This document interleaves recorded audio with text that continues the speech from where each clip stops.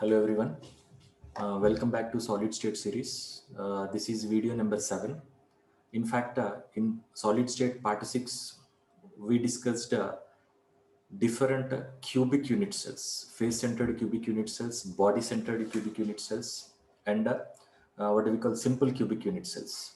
And we calculated the packing efficiency. And while calculating the packing efficiency, we introduced the concept of voids. Actually, in solids, there are different types of voids. Those voids are basically classified into two types. They are planar voids and non-planar voids. And in this video, we have to talk about the different types of voids.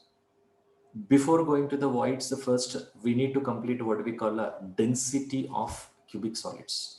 How to calculate a density of cubic solids? First, let us do density of cubic solids. After that, the different types of voids in solids. So let us take first density of solids. Density of cubic solids we are discussing here.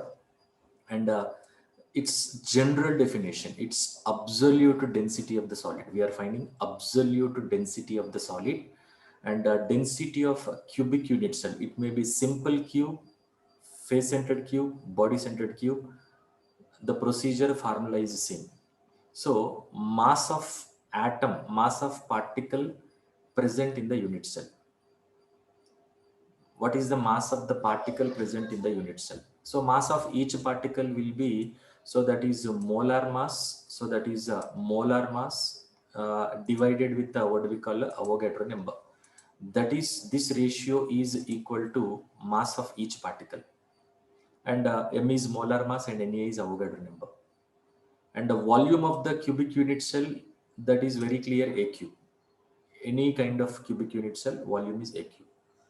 Now, the general definition, general representation of absolute density, that is equal to mass of unit cell by volume of unit cell.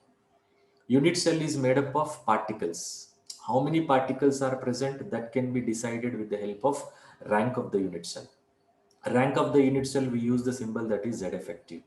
So that is what do we call, this is Z effective, effective number of atoms, effective number of atoms or effective number of particles present in the each unit cell. And this is the mass of each atom. This is mass of each atom.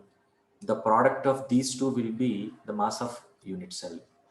So molar mass by Avogadro number is the mass of each particle, each atom, each particle. And effective, Z effective, rank of the unit cell, how many such atoms are present in that unit cell effectively. This product will give what we call the mass of the unit cell. If mass of the unit cell is divided with what we call volume of the unit cell, you will be getting absolute density, calculated density of the unit cell. Calculated density of the unit cell. So this is the formula to find density of any cubic unit cell. So density of unit cell is the same as the density of the substance, and the density, because density is basically what we call intensive property. You take a crystal lattice or unit cell, since density is an intensive property, the density is the same. And if you take a simple cubic unit cell, in case of simple cubic unit cell, only thing, what do we call Z effective? In place of Z effective, we are taking 1 because rank of the unit cell is 1. In case of BCC unit cell, effectively there are 2 atoms. And in case of FCC unit cell, what do we call effective? Z effective is 4. So to find the density of cubic unit cells, we have a simple formula that can be derived spontaneously, because it is what we call absolute density. So rank of the unit cell, based on that rank of the unit cell, type of unit cell, we can decide the value of Z effective. So this is about density of cubic unit cells. And the most important area we are entering, that is voids, the different types of voids. So basically, these are interstitial voids because they are present between the particles. Obviously, they are interstitial voids.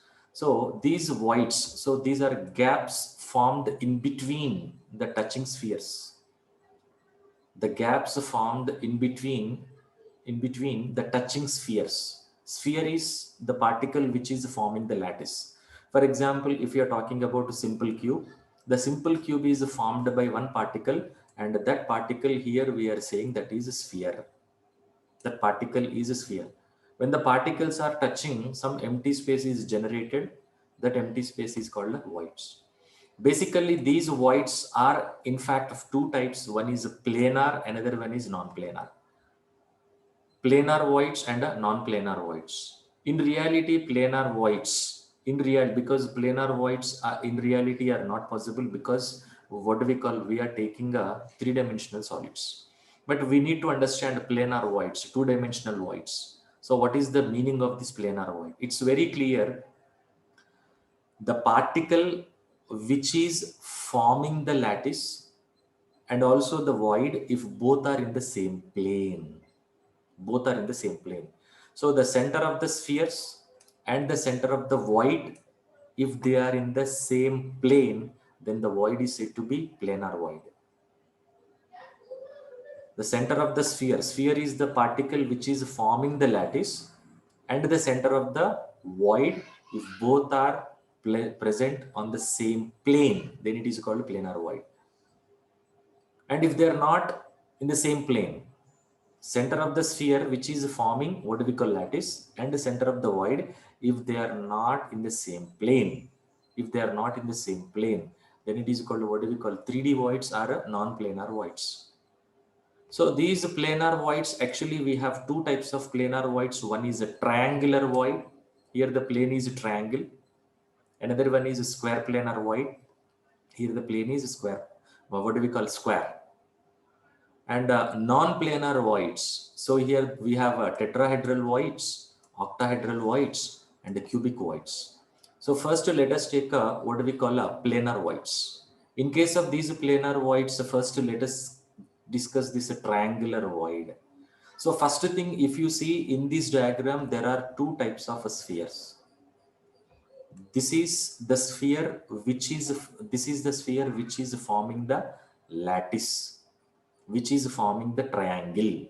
Here the plane is triangle, and the radius of this particular sphere, I'm taking capital R.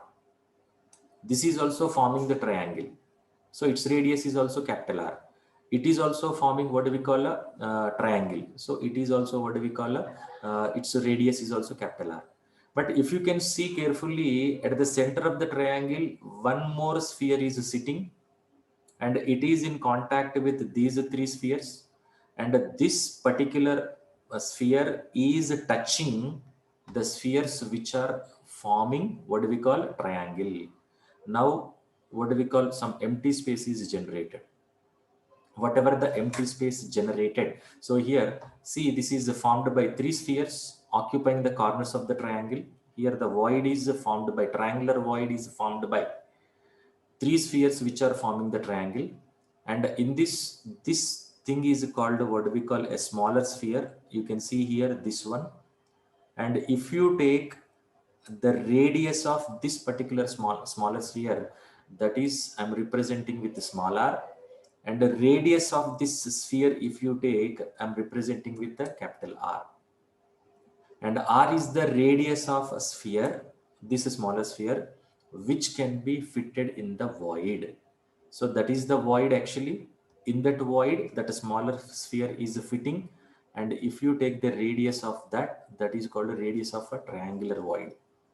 And you can see center of the sphere and the center of the void all are in the same plane. Hence it is called what we call triangular void. And we need to find the radius of the triangular void.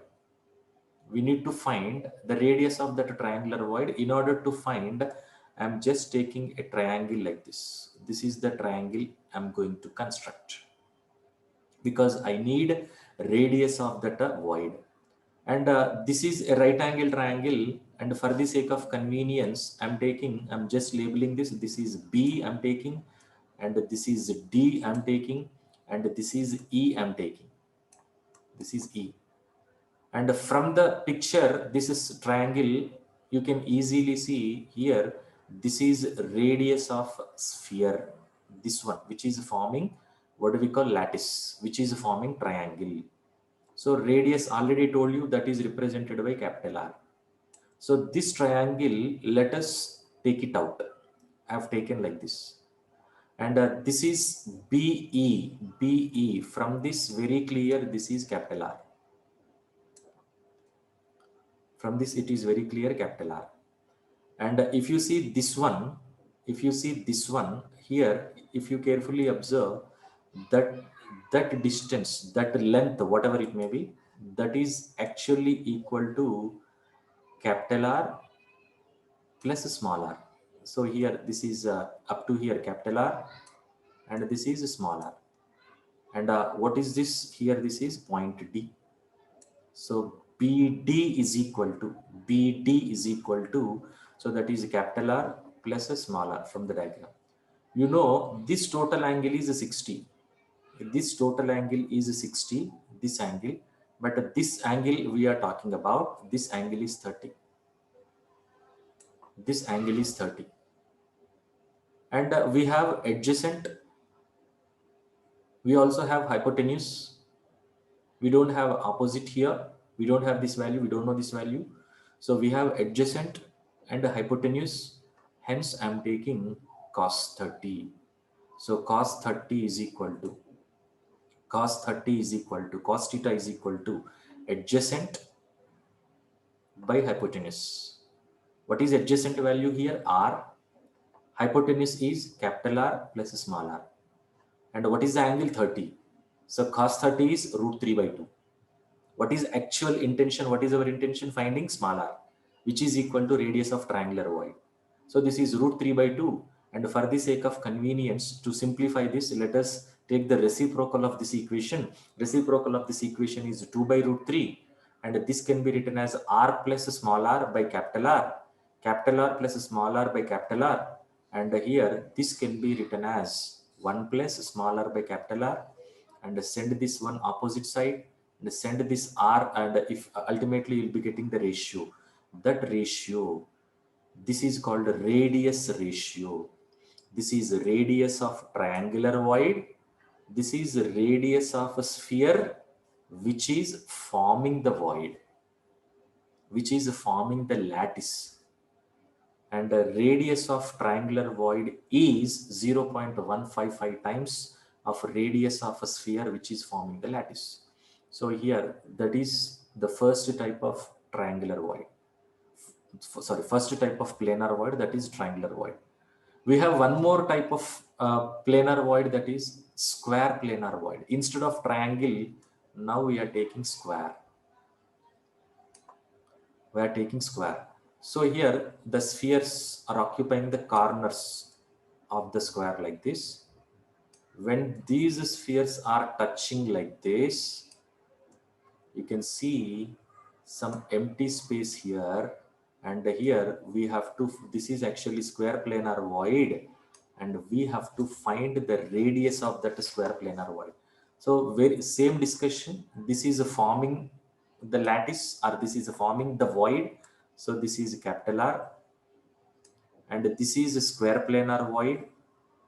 Its radius is small r. Its radius is a small r. And this is the picture I'm taking. And let me take the points here. This is a triangle, right angle triangle again, A. This is B, and this is C. Our intention is very clear. We are trying to find the radius ratio. Radius ratio. And let me take this triangle out. So that is a triangle ABD. Again, it's a right angle triangle. And if you see this, from this, if you see, this is AB and this is AC. Of course, AC and BC are equal. What is actually AC from this diagram? AC, this value, AC and the BC are equal, which is equal to radius of a sphere. This is capital R. This is also capital R. That is equal to 2R. Generally, we write it as edge length A. Edge length A. And this value you take, this value AB. This value from this right angle triangle, according to Pythagoras theorem, if you see this value, this is A, and this is root 2A. Root 2A is equal to AB. And in terms of radius, if you say this is capital R, and here in this is small r, this is small r, again this is capital R. And this value in terms of radius is 2 times of capital R plus small r. We have two equations here. We have two equations, and easily we can find the ratio. Easily we can find the ratio. So you do either 1 by 2 or 2 by 1, that is, it's up to you. And if you take equation 2 divided by equation 1, so in case of equation 2, this is root 2a, and equation 1 is a. Root 2a by a is equal to, this root 2a is equal to 2 times of capital R plus small r, and a is equal to 2 times of r. Of course, again a gets cancelled, and here 2 and 2 gets cancelled, and this can be written as capital R by capital R plus small r by capital R. Capital R by capital R is equal to 1, and send this one opposite side. You'll be getting the radius ratio. That radius ratio is root 2 minus 1. Root 2 is 1.414 minus 1, that is 0.414. So the radius ratio, this is the radius of a square planar void, and this is the radius of sphere which is forming the lattice, or which is forming this what do we call a void, whatever, right? That radius ratio is 0.414. Otherwise, radius of a square planar void is 0.414 times of radius of a sphere. So this is the end of what do we call a planar voids. Two types of planar voids. One is triangular void, another one is a square planar void. And non-planar voids, three types of voids. Will continue the non-planar voids in the next video. Thank you. Thank you very much.